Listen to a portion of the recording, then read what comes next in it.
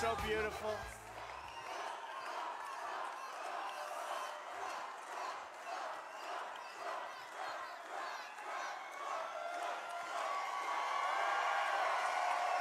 Unbelievable.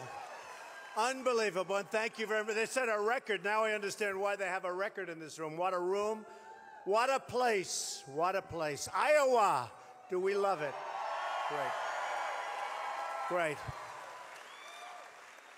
You know, we had a big day today because a lot of polls came out.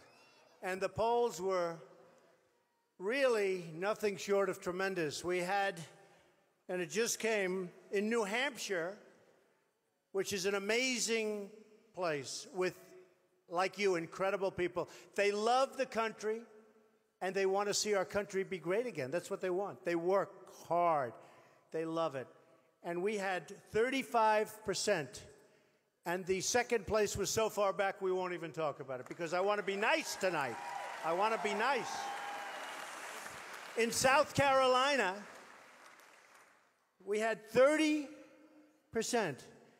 And that was a tremendous poll, tremendous energy, tremendous money spent, 30%. Second place, again. We're going to be so nice. Should we be nice or not? Should we be? Yeah. A little bit, a little bit. So we had 30%. That's the Monmouth poll, big one. The Gravis National poll just came out, 40.1%. That's national, 40.1%. I want the election tomorrow.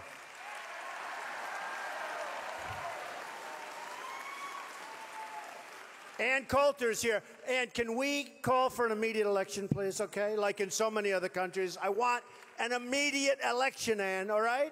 Go out, buy her book, by the way. It's actually a very good book. And oh, is it true. Now, very importantly for Iowa, anybody ever heard of the corn kernel? Everybody heard. The corn kernel poll.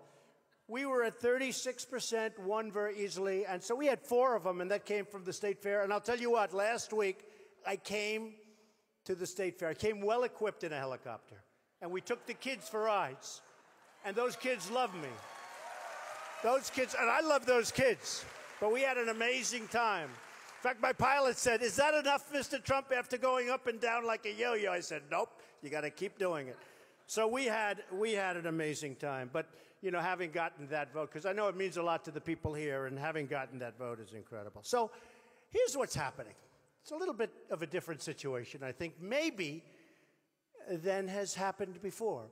A great journalist called me, somebody that I don't know, but somebody that I have great respect for, one of the major newspapers. And he said, "Could I ask you one question, Mr. Trump?" "What?" "How does it feel?" I said, "How does what feel?" He said, "This was the summer of Trump." Do you believe this? How good is that for my ego? Is that good? But they said, he said, I mean, and he's really one of the, now the press is going to say, who is it, who is it, who is it? But one of the really top people, not even necessarily a fan of mine, but I think he's becoming a fan rapidly. He said, "How does it feel?" So I said, "Why do you ask that question?" Because it doesn't feel, I mean, I got to win. You know, it's one thing to have the summer of Trump. It doesn't mean anything unless we win both the nomination and we got to beat Hillary or whoever's running. Whoever is running. No, because otherwise it doesn't mean anything.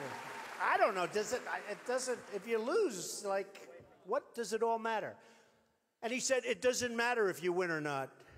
What you've done has never been done. You know, nobody's seen what's happened here. Nobody's really seen this with the polls and the enthusiasm and the press and the ratings. And you know why those cameras are all red lighted? Because of ratings. If I didn't get ratings, they wouldn't be here. They wouldn't be here. They're not nice people. They don't care about me. They don't care about you. They don't care about anything. The only thing they care about is ratings. You know, when I did The Apprentice, which was a tremendous success, I was hosting Saturday Night Live. And Lorne Michaels came up to me, and it was bedlam. It was bedlam.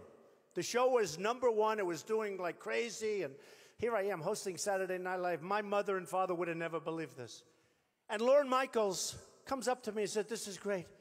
I said, "You know, Lorne, it won't always be like this. Someday the ratings won't be good, and NBC will call me, and they'll say, I'm sorry, Mr. Trump, but the ratings are no good. We're going to cancel the show. And he looked at me, and he said, I'll never forget it. He said, no, there's one thing wrong. They won't even bother to call. It's true. They won't even bother to call. And, you know, The Apprentice was a tremendous hit. NBC renewed it. I may be like the only one, or one of certainly, like, you can count them on your hand, that turned down a major renewal. In fact, Mark Burnett said, you got to be kidding. You got to be kidding. You're turning down a major renewal. He called it a renewal. He said, you're turning down a renewal. Nobody turns it down. And I turned down a renewal for many, many shows. And you see the kind of money they paid me. Remember, you had that certain anchor that said he doesn't believe it, and then he had to apologize. A lot of money. I turned down a lot of money because I told the heads of NBC, the head of Comcast, who's an amazing guy, great guy. We'll just call him Steve. But I want to tell you, he's a great guy. The head of NBC, the head of reality television, they came to my office like 5 months ago. They sat in my chairs. They said, Donald, we've already renewed The Apprentice. We want you. We love you. They don't love me so much anymore, I have to be honest. And I said to them, fellas, I really want to run for president. I want to make America great again. It's very simple. I want to do it.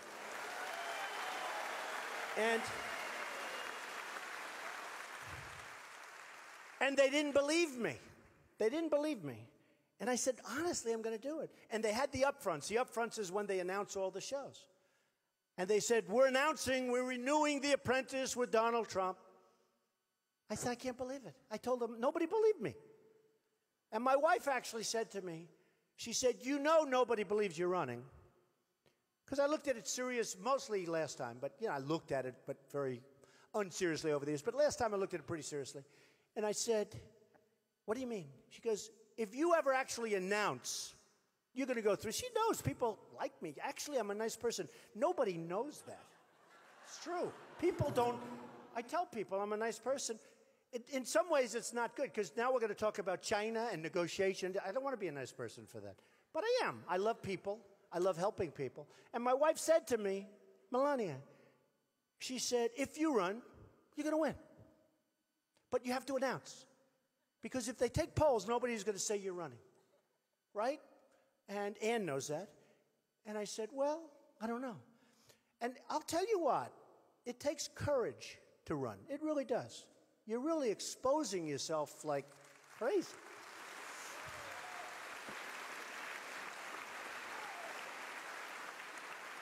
The press is, honestly, a lot of the press is, especially the political press, you know, the financial press has been pretty good to me over the years.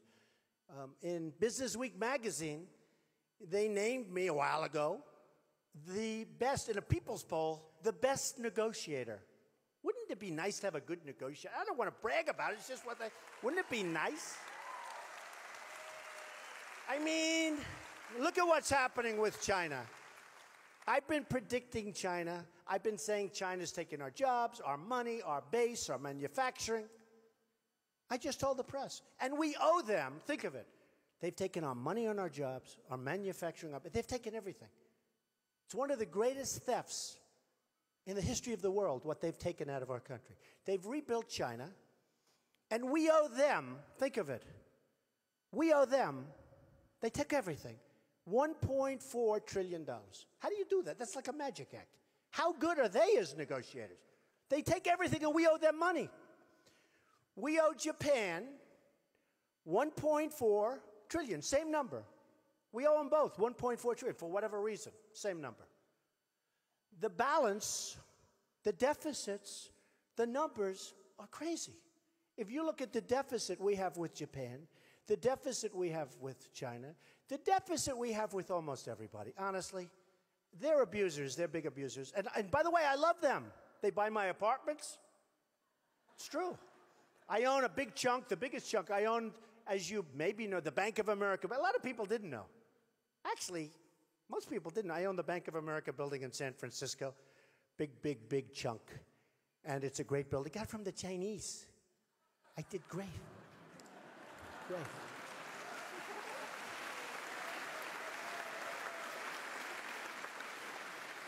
They still don't know what happened. But that's what we need, right? I own 1290, big chunk, 1290 Avenue of the Americas, many buildings in New York. But I do great with the Chinese. And they're great people. The problem is their leaders are too smart for our leaders. So it's very simple. I'm a free trader. I believe in free trade, right? I like free trade. I like free trade. But free trade's only good if you have smart representatives. It's not good if we have dummies. It's not good if our leaders are incompetent. It's not good when they've never read The Art of the Deal, one of the great books of all time. Second to the Bible, but that's okay. Way deep second. You know how far below it is? Somebody held up the book the other day. I said, that's my favorite book of all time. I said, no, let me change it. It's my second favorite book. They said, what's your favorite? I said, the Bible. It's not even close. People were shocked. They were shocked that I actually said that. But it is the greatest book of all time, the Bible. Nothing even close. So we have a situation where people that run for political office, and I've heard this for years, they do really take chances. And it is something that's not very pleasant. And you read things about yourself that don't exist. Very little good, but a lot of bad things that aren't true. And I have to tell you, with that, I've met some unbelievable, really talented political reporters, but I've also met some very bad ones and very dishonest ones. And we have to do something about our country. We have to take it back. You know, I've been using a term that hasn't been used in a long time. It's called the silent majority. You're the silent majority. I'm the silent majority.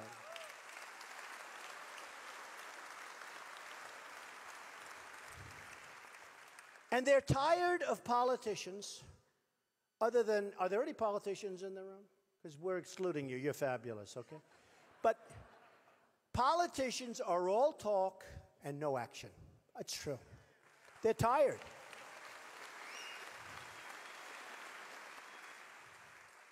You know, I've been watching Bush on the border. He's in a seersucker suit. He's talking about, yes, oh yes, the anchor baby. Oh, I shouldn't say anchor baby. You know, he puts out a report saying, do not use the term anchor baby. Then I used it. My polls go through the roof. And now he's using anchor baby. And he's taking criticism. And you know, the funniest thing is that he's taken tremendous criticism for using the term anchor baby. And I use it all the time, and nobody cares when I say it because they sort of expect it from me, I think. You know, right? Right? Crazy. Crazy. But politicians are all talk, no actions. And, you know, I saw that a little bit at the debate, and I love doing the debate. I was treated very unfairly at that debate, to be honest with you, but that's okay. But it was fine because I won every poll. Time Magazine, we won the polls. I was so happy. But I was treated, and then I watched the politicians, and the politicians talk. Now, I have heard that Jeb Bush was the mentor to Marco Rubio. Two nice people. I think Jeb is a nice person. He's very low energy. I'm not used to that kind of a person.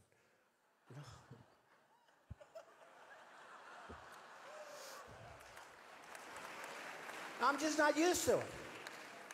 I'm used to, you know, dealing with killers, people that go, I mean, you know, negotiating with Japan, negotiating with China. When these people walk in the room, they don't say, oh, hello, how's the weather? It's so beautiful outside. Isn't it lovely? How are the Yankees doing? Oh, they're doing wonderful, great. They say, we want deal. He'd jump out of the seat. But I watched, by the way, before I say this, who would you rather have negotiating against China, against Iran? What a deal that is, okay? You talk about incompetent people. Against anybody, Jeb Bush, Hillary Clinton, or Trump? I think so. I think so. You believe me. Believe me.